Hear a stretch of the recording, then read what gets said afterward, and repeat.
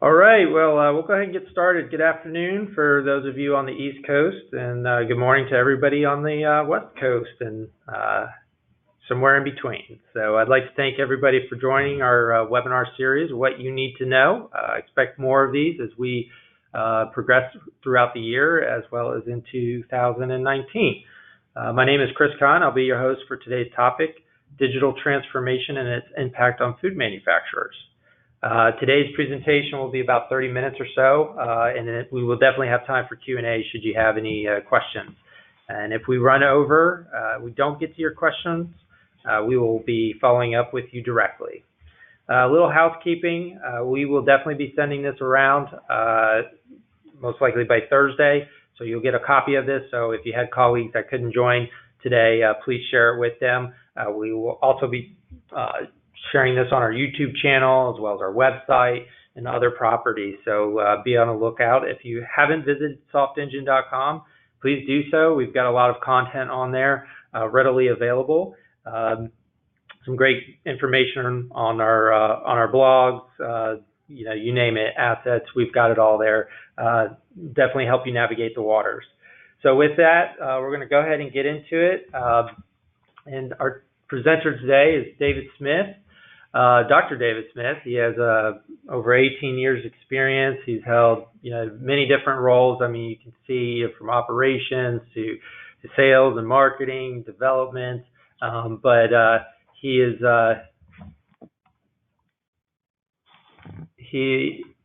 hold on.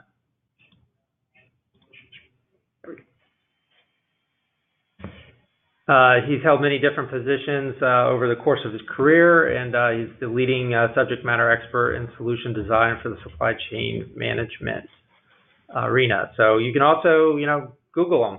He's got a lot of published articles and books, but he's definitely the foremost expert on this topic. And if you're not familiar with Softengine, we've been in the market for over 20 plus years. We offer complete business management solutions, or ERP. We're experts in the food production and distribution industry, as well as other manufacturing type businesses, etc. We have deep domain expertise within these areas. We've been at it for a really long time and have focused on it, and we stress with all of our clients configuration versus customization. So that'll be another topic in our What You Need to Know series coming up. So without further ado, I will kick it over to David, and he will walk you through the presentation. David? Thanks. You have to excuse my voice. I'm fighting off some bad allergies, but I'll do my best to be heard. So today on this discussion, I want to hit 4 major areas. We're going to start off with 5 the trends that seem to be affecting food and manufacturing industries. We're going to talk about the technological investments that you will want to look at to help support your business, the technology trends that are coming in the near future that you may or may not be aware of, and how to prepare your company for these digital transformations. So starting off with 5 key trends for food and manufacturing. And we'll keep these fairly high level, but let's start at the very low one, data analytics. So the key is, estimates are that by 2020, there should be 50 times the amount of digital content available to be used than what you have today. 50 times. That's a huge amount of data, but having data is only as powerful as your ability to use it. And that's where the use of data analytics comes into play, because having the proper tools to capture that data, format that data, present it to you in a means to help you make better management decisions will become more and more important. The ability to push the capturing of this information further and further down in the process so that you can capture line level details in real time rather than end of day, end of week batching information, can be used to help present you with ways to make better, more timely decisions about your business and your supply chain. Improved speed and efficiency. So everyone can see this, that putting in technology should help you optimize your business speed and improve your efficiencies. Fundamental rules in this, though, is you can't control what you can't measure. So having the ability to capture the information automatically, the information being generated through your machines, your equipment, or through your work cells on a shop floor, or through your supply chain as your materials are moving around the world, becomes more and more important. Tying this back into the data analytics model, taking that data that you're capturing and using that to come up with measurements for speed and efficiency becomes a primary capability that you're going to want to have going forward. The new tools that are available and having the right platform to enable this becomes vitally important. Another one that everyone talks about is adapting toward e-commerce, and this is hitting every industry. It's not just Amazon, even though Amazon leads the way. Every industry. In the food industry, there are companies that are setting billion-dollar direct e-commerce sales targets. General Mills is investing huge amount in setting up e-commerce as mission critical. PepsiCo is looking to be a leader in its own e-commerce expansion by September. So this is a major trend that everyone is adopting. And if you're not in the e-commerce space in any way at this point, that's a major area where you want to spend time, spend effort, come up with a strategy, work with someone who knows how to do this, and help expand your market reach. Another one of my pet peeves, technology-driven accountability. This hits you in several different ways. First, the one everyone is aware of, social media is everywhere. You can't do anything without someone making a comment on it anymore. Every company should be developing a social media presence, ways to deal with customers, vendors, suppliers, etc. through social media, building your brand through social media, but also having technology-driven accountability on what goes on inside your company. Having the platform in place to help you capture the information needed. Having the tools in place to help you analyze the information you have. Having that ability at your fingertips is something that is not an option anymore. This is becoming a baseline of every organization. And when you get into food specifically, the enhanced research continues. I mean, we've gone from fat is bad for you to having high-end nutrition labels on everything that gets produced. That won't go away. The labels are going to get bigger and better and smarter. Now you can't have sugar in anything. Sugar is bad. It will kill everybody, apparently. The key is having access to that data and having the ability to use it to become compliant with regulations more effectively. Doing the research to determine what can be adjusted on the foods, what foods will be the most important, what ingredients are allowed and not allowed. Having control of that research is becoming vital for every step in the supply chain, whether you're the farmer raising a cow organically, or whether you are someone who is eating the hamburger at the restaurant. Having that information becomes more and more vital, and having the research to determine what is good and what is not is a requirement in the food business. And one of my personal favorites we run into, food waste. You know, they say in roughly 40% of Americans waste to the food that they purchase on a regular basis. Well, they waste 40% of the food that they purchase on a regular basis. That's a crazy number, but it is a common number that experts seem to pull out. What we're starting to see is there are innovative entrepreneurs that are finding ways to reutilize the food waste in other industries. So if these entrepreneurs are finding more effective ways to reuse the food waste as other types of products, then the overall cost for food products in the marketplace could be reduced in general. Plus, these innovative companies that find how they can do this are going to be major market leaders as this becomes a new area for business.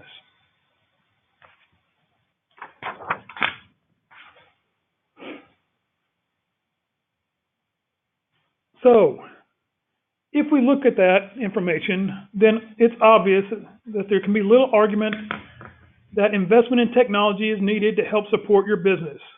But then the question becomes, what are the key decisions that you need to make? So let's touch on these. We'll start out with,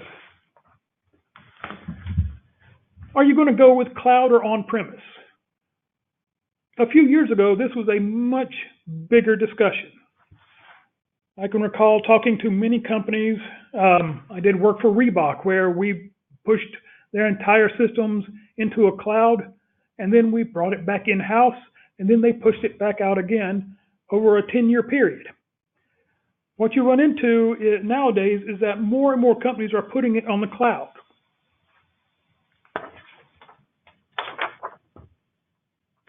The reason they're going with the cloud is usually you will have companies that are doing it with lower cost options, less capital investment fees, and more an operational expense opportunity where they can write it off more effectively. They don't have the depreciation of their own hardware or the cost of the hardware to get started. I know in Softengine's case, roughly 99% of their customer base goes with a cloud option, and the cloud option is operated on Amazon Web Services, a giant stable operation that anyone could take advantage of pretty effectively. Now, that doesn't preclude the option to do on-premise. I work with many companies that will have their own data centers already in place, where putting in an on-premise option is a way to spread the cost across the setup costs they've already invested in that facility. The great thing is most of the ERP systems that you're going to be working with will give you that option. Only a few are going to be one or other specific, and those can fit depending upon your business model. So then the next question that you run into is, do I need enterprise or a line of business system? A line of business system means maybe I want a specific quality control capability. Maybe I'm looking for a specific set of manufacturing tools, a CRM package that is internet-based that I can have everything plug into. Are you looking for those point solutions, or are you looking for an enterprise solution that's going to give you the platform to allow you to expand and connect all point solutions that you may want to put in place? Either model works. However, this is a major decision. If you don't have an effective platform today, this is one where you probably want to think and put in the enterprise platform as step one, which allows you to then effectively integrate the different point solutions or replace them with a fully integrated solution out of box. A major decision, but it has to happen. Once you've decided what type of system you want and whether you want it cloud or on-premise, then you start looking at the software vendors. There are a plethora of vendors. You have the big vendors. SAP is probably the biggest in the world, without a doubt. I think they have 65% market share in the Fortune 1000. So they've been here forever, and they're not going to go away.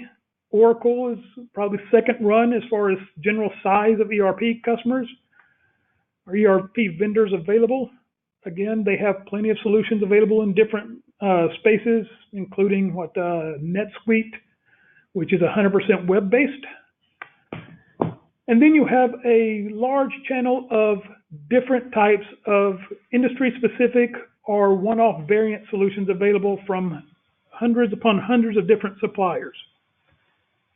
Now, the question really becomes, are you going to have to go with a smaller solution that is unique to your industry or customized specifically to you, or are you going with an industry-wide solution, a major enterprise supplier, and adapt to a best practice approach to try and run your business?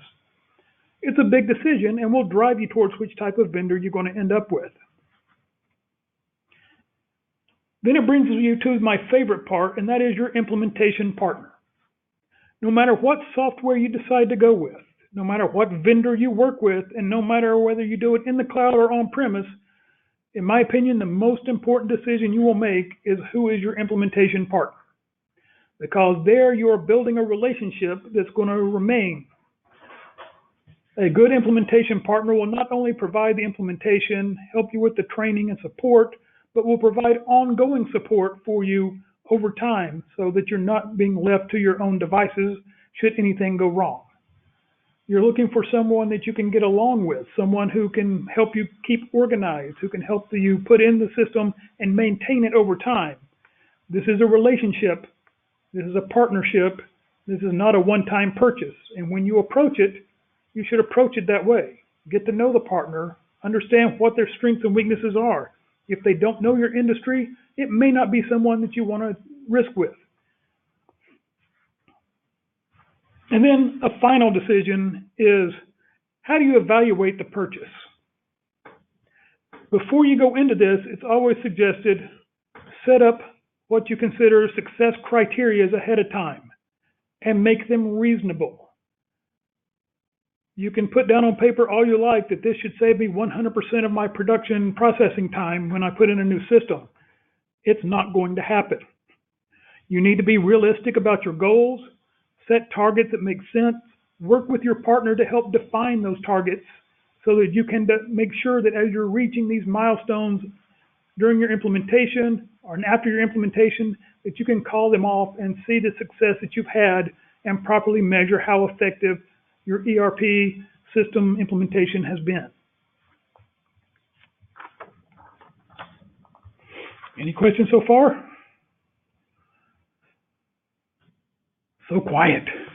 Okay. So now comes the fun part, speculation on the future. What technology trends are out there that's going to hit us? And what do we need to do?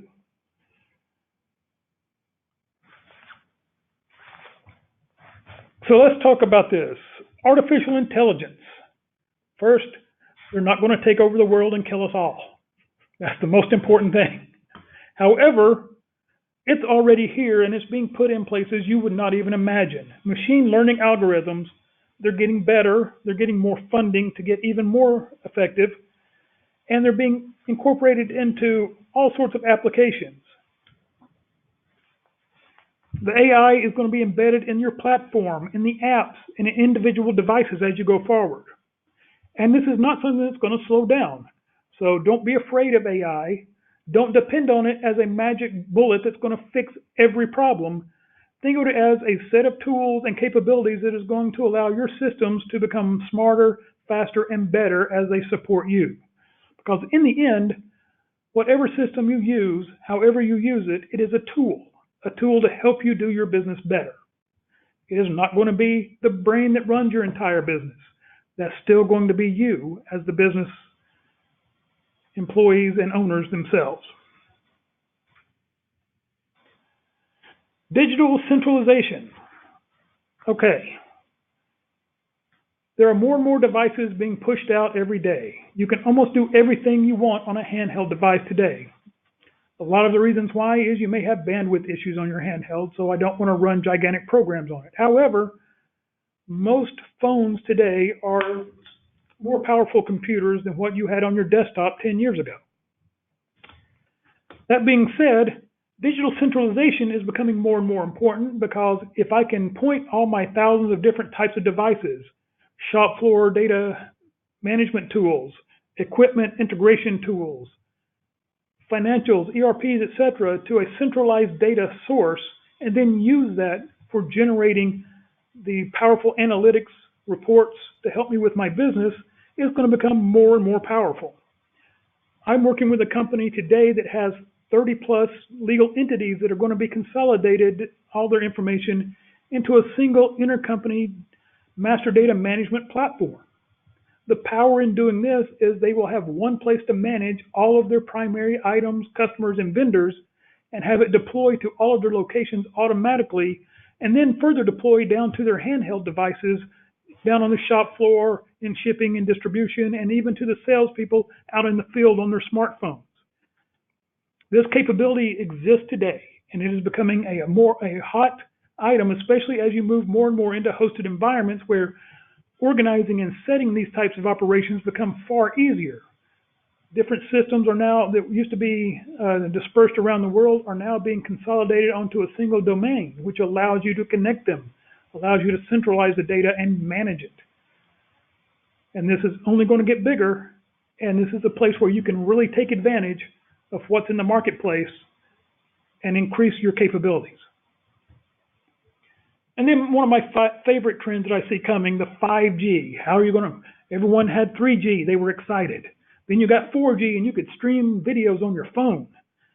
5G, they're saying, should be 10 times faster than 4G for everyone in the marketplace. Now, take your phone and figure you could transact information 10 times faster. First, video calls like a Star Trek episode are now viable on your phone without even having to put any extra software on it. Just crank up Skype and there you go. But beyond that, if I need to capture and run high-end data analytics reports with that level of streaming, I can connect to any hosted platform anywhere in the world and do this type of work quite effectively on a smartphone or a tablet or any other remote device without even having to have a LAN connection or network connection in place. A 5G 10 times the current speed would take care of a lot of those limitation issues of not having a good connection. So mobile computing becomes far more powerful because I don't have to have a network in place in order to do it.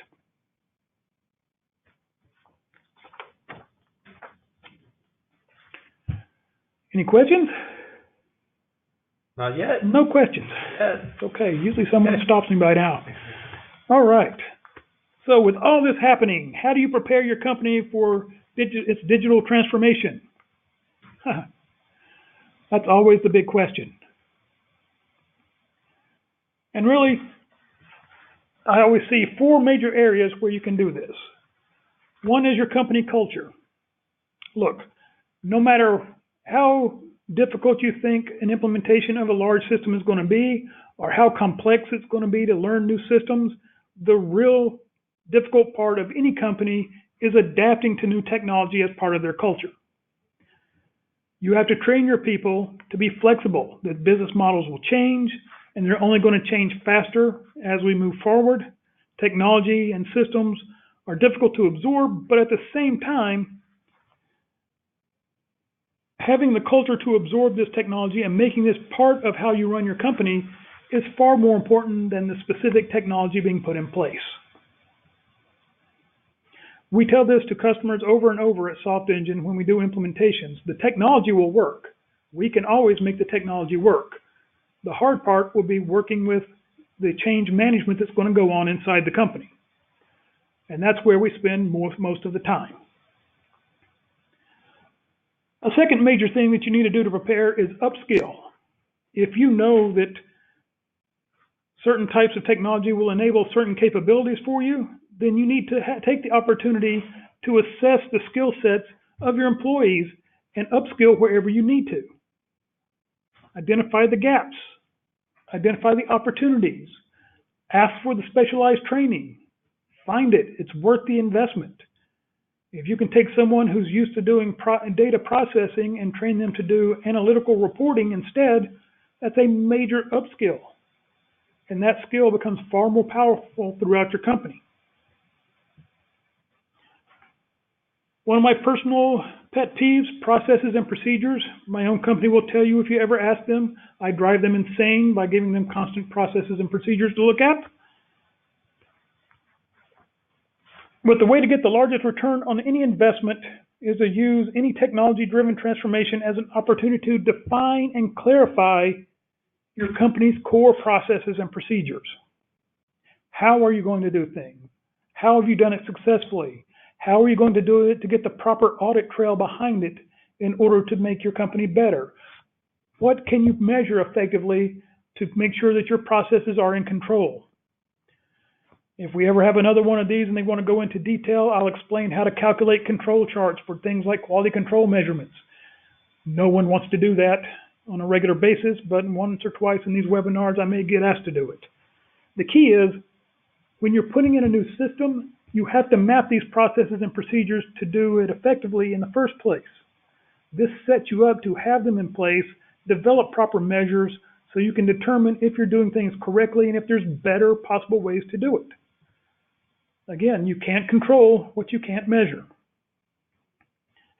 And then define success. On any project of any type, whether it's putting in an ERP system or, I don't know, building a new office space, whatever, you should define what are the success measurements that you want to have in place as part of defining the project. You never know if it was good unless you know what good equals.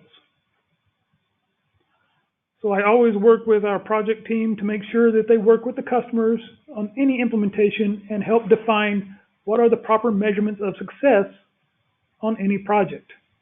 That lets you know, did you absorb this new technology effectively?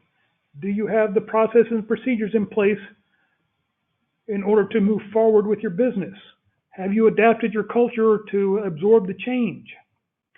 Have you upskilled your employees? These are measurements that you can use to define if you have been successful in rolling out a new technology.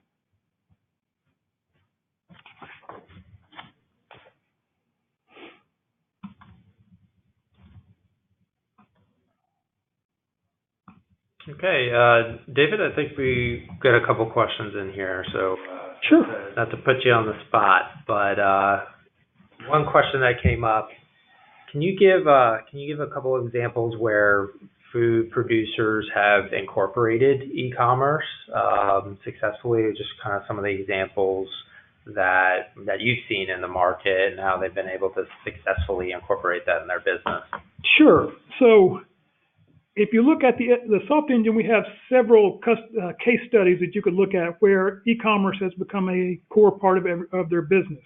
We tend to specialize in food companies, retail companies, fashion companies, and manufacturing in general, but a lot of our core competency will be around food specifically, food manufacturers, food selling, etc.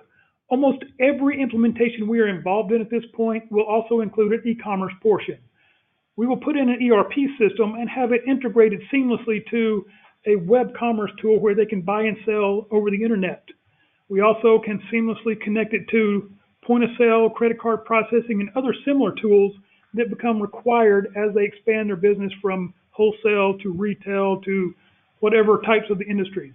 But I can't think of any implementation we've done in the past multiple years where an e-commerce component was not a major part of that implementation.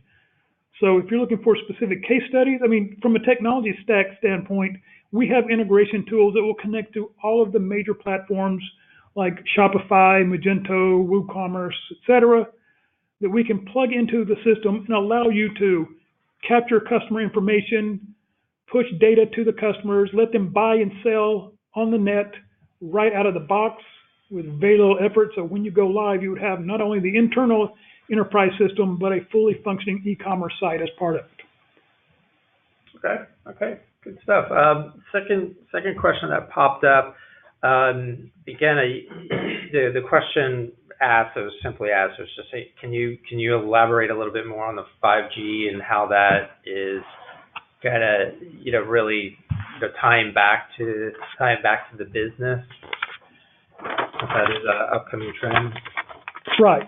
So, I mean, I can give you some examples. Yeah. We offer a warehouse management module today. Today, it runs on a Windows-based platform. It lets you scan, process, pick, pack, ship, etc., right out of your handheld device. It comes connected to a scanner. Now, we are upgrading it right now so that at end of year, we'll be rolling out a version of it that will be iOS and Android compliant, which means that you could technically operate it off of any mobile phone or tablet, not having to have a fully commissioned wide area network inside the warehouse if you have the simple capability to get to your phone connection.